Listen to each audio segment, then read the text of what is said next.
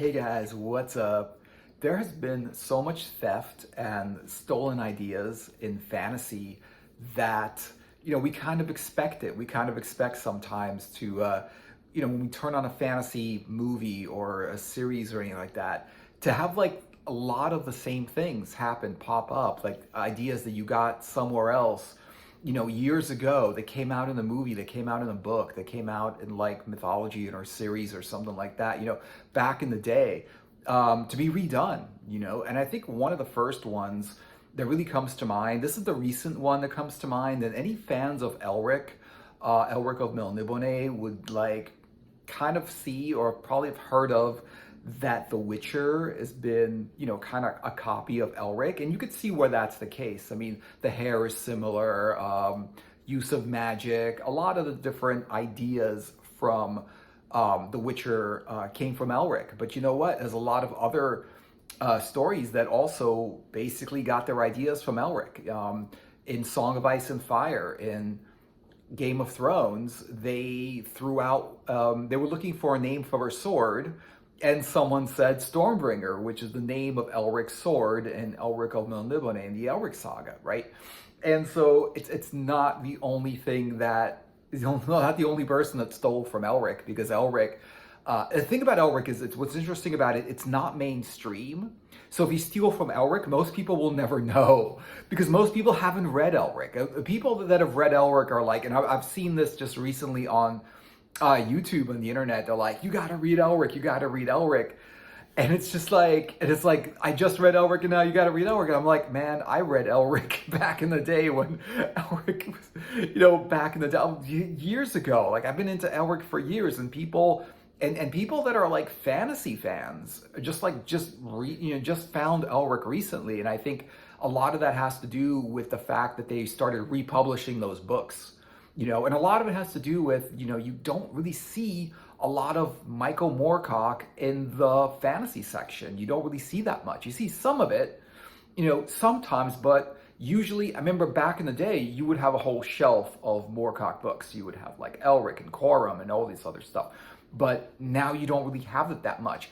Down in England, they have got a lot more Michael Moorcock, but when I was down there, it's like I just didn't see a lot of Elric or his fantasy stuff. I saw a lot of his fiction, and it was a lot of fiction. I didn't even know he did a lot of fiction. I thought he just did fantasy, and there was that.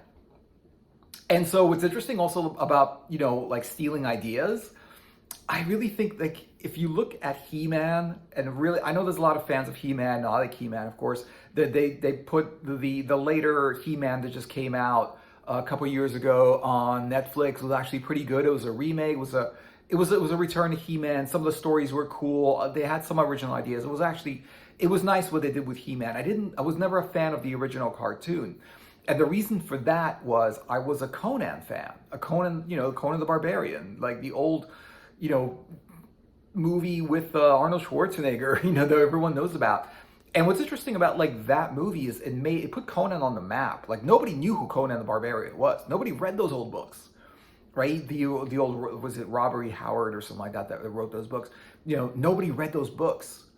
And no one knew who he was. Like, really, that wasn't something, even people that like knew fantasy and read fantasy and like played D&D they weren't really familiar with Conan the Barbarian. It just wasn't popular unless you were into comics. If you were in the comics, you probably knew who that was. Right? The only people that actually knew who he was from comics. Really rarely did anyone even talk about the novels, and I don't think anyone even knew about the novels.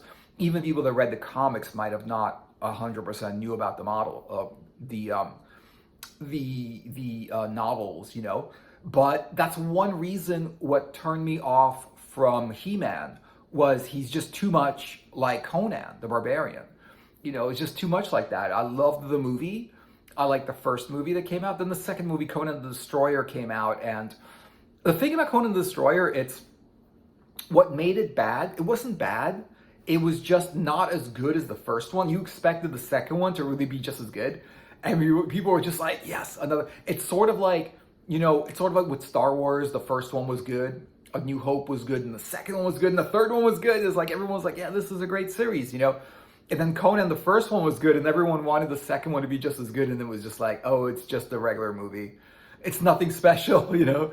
They put a lot of, you know, they put actually a lot more talent in that movie. They put a lot of people that actors that you would know, you know, like the guy, the big, the princess's bodyguard, that big guy that's like bigger than Arnold, and that guy, he was a little bit popular. I he did something more with his acting career.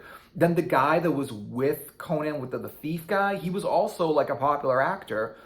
And then they had another one with Grace Jones, who was in the James Bond movies and stuff. She was big at the time. I think she had, I don't know if she had like a she was a musician or something like that, but she was big at the time. At the time she was making movies left and right, and then she kind of disappeared.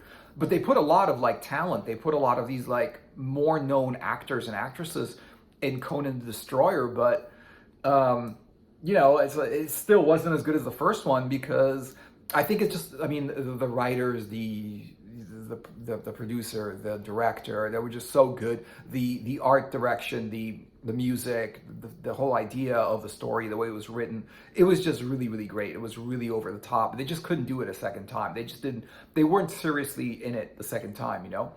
So there was that. But even Conan is not really 100% original, I would say. There's some originality in Conan. Like, I don't know, like Crom, I think is an original deity in the Conan universe. There's never been another Crom. I don't know if there's even been a god of the mountain who lives on a mountain. He's not a god of the mountain, but he lives on a mountain. And the closest thing to Crom would maybe be the Norse gods, you know, but even the Norse gods, like, it wasn't, they never talked about steel and the riddle of steel and the secret of steel and all that stuff. The Norse gods really weren't that. It was more like Thor and Odin and all those other things. And there was really no Crom, and they created Crom, and Crom was like the perfect barbarian god because he was just, you know, steel and brawn and strength, and you know, he was just, and he wasn't really like, I don't know where they came up with Crom. Crom is pretty original, I would say. I don't think they came up with, there was any like actual god or actual mythology. But then Conan was taken from some of the older characters in mythology, like Beowulf was a lot like Conan. He was. What's interesting about Beowulf is that he defeated the monster without any weapons because he was like, well, the monster doesn't have weapons, so I'm not going to have weapons either because it's not a fair fight if I have weapons and he doesn't. And so it's weird how, you know, he was that hero was so confident that he was going to be able to like beat the monster that he said he wanted a fair fight. Like, he cared whether the fight was fair, not like win at all costs, which is like what people think whenever especially when they go up against a monster, you know, and especially with video games, you want to be as powerful as possible when you fight that monster because otherwise he'll just like destroy you, right?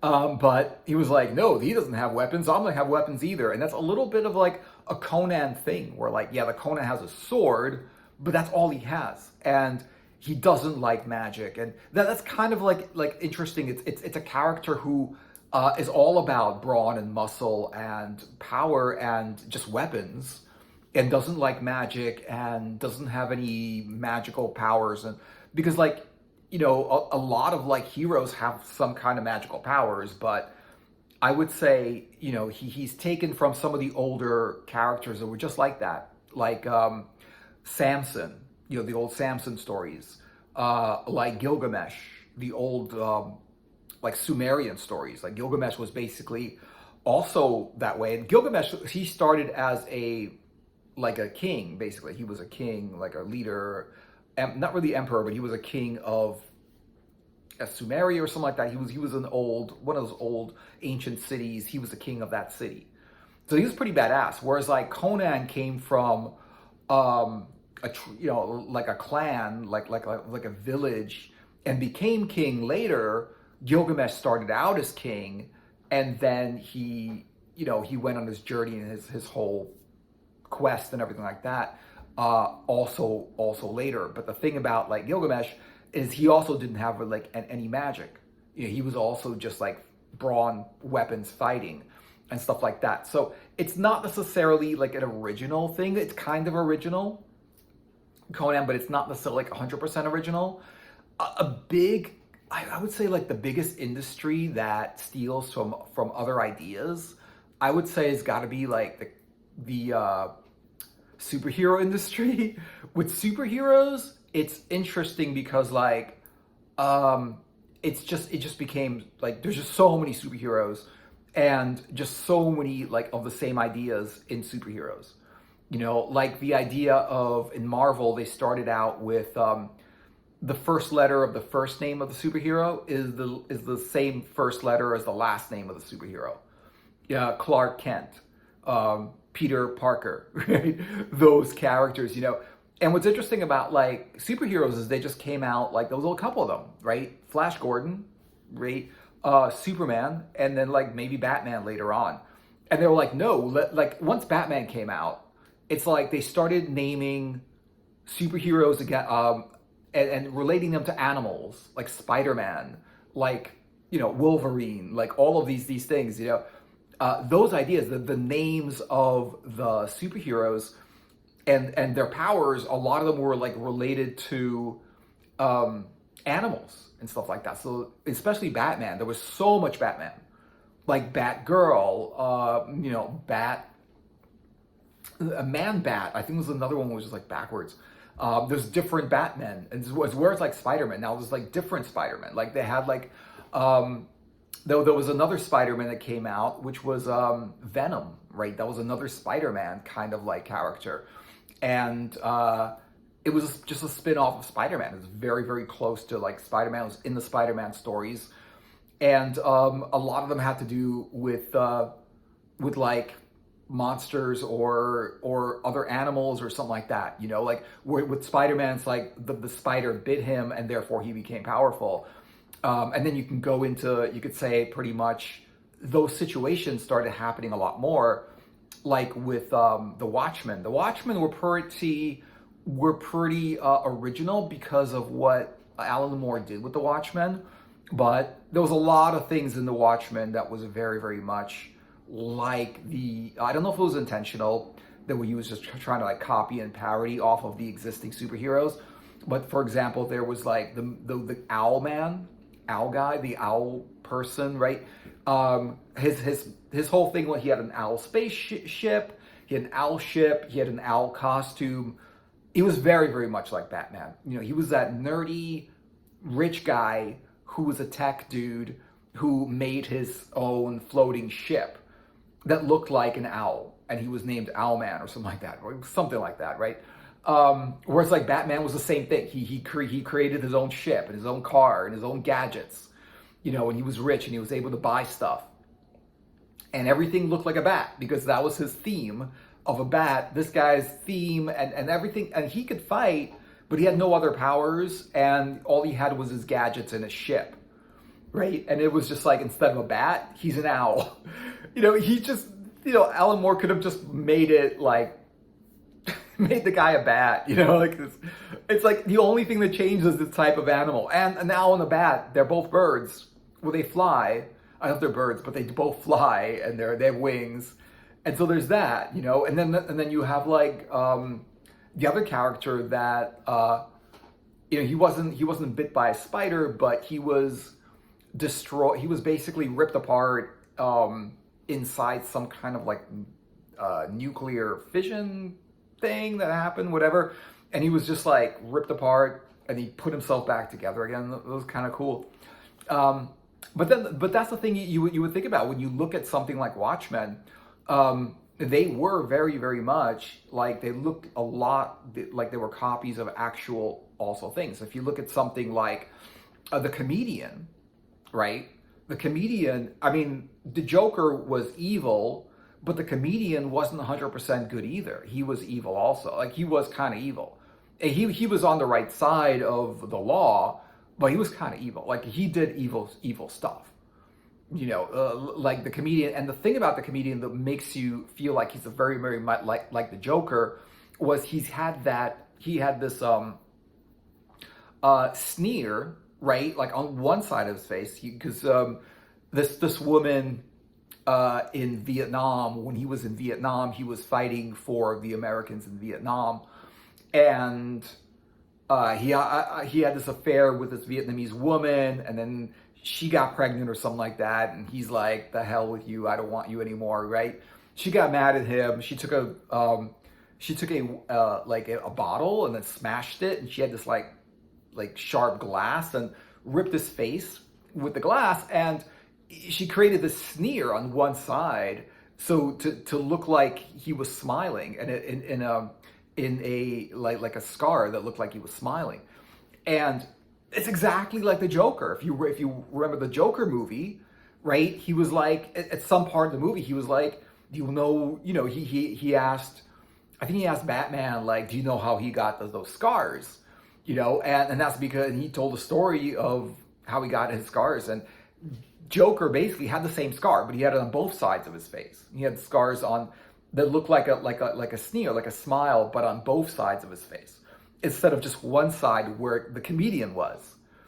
You know what I mean? And there's another character, which was Rorschach, which was another kind of Batman, because this was not your typical, Batman building a ship and with his gadgets.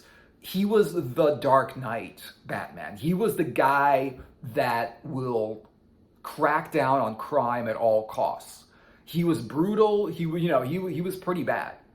And it's just it was the other side of Batman. It was Frank Miller's Batman in the comics.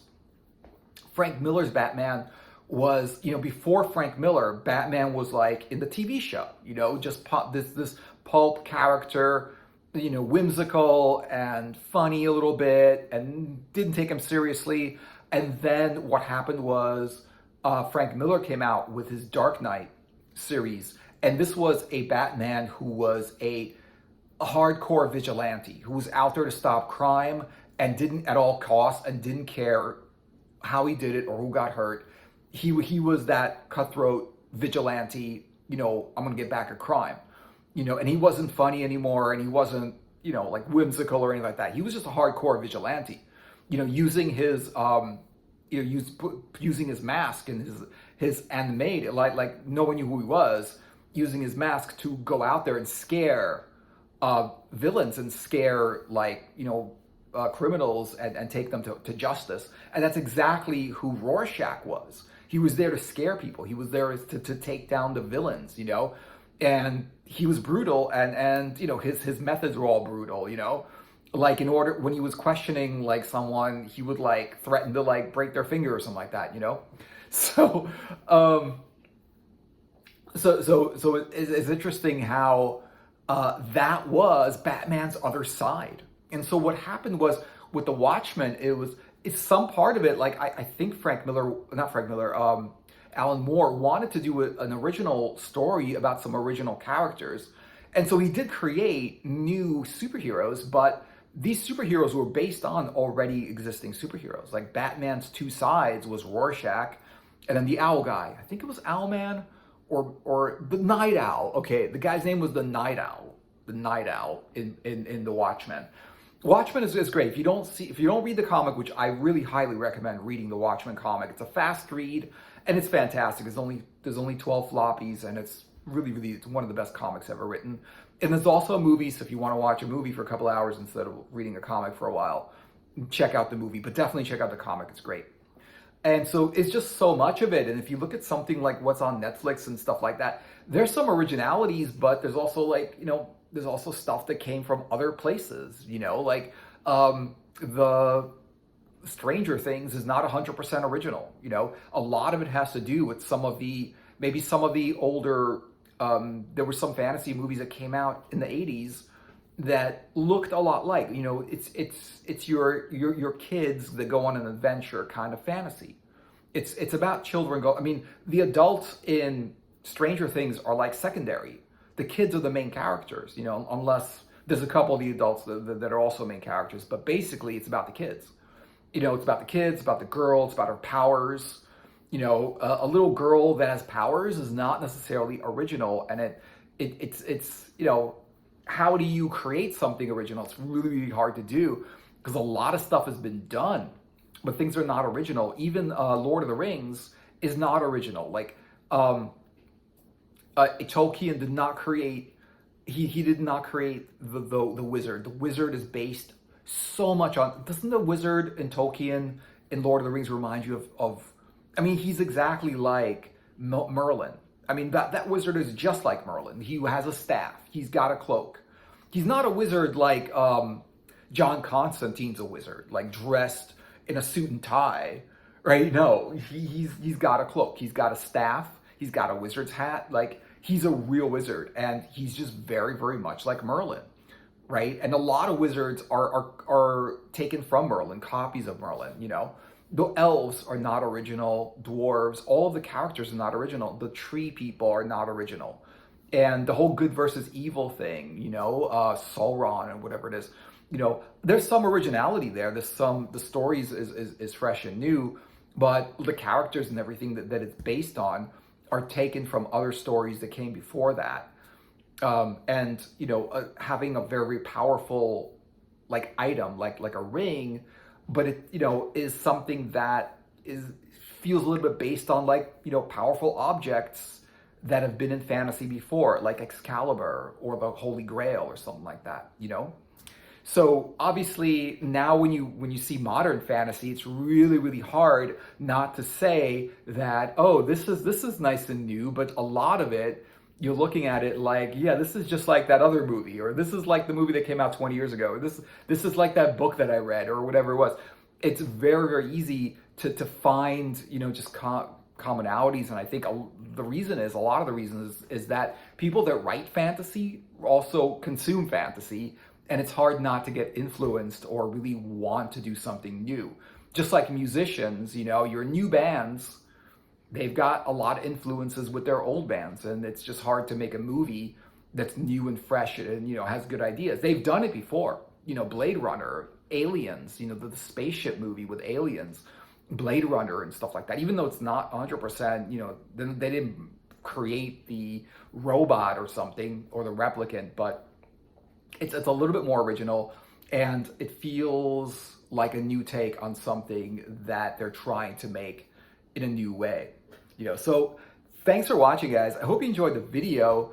Give it a like and subscribe, and I'll see you guys in another video. Take care. Have a great day.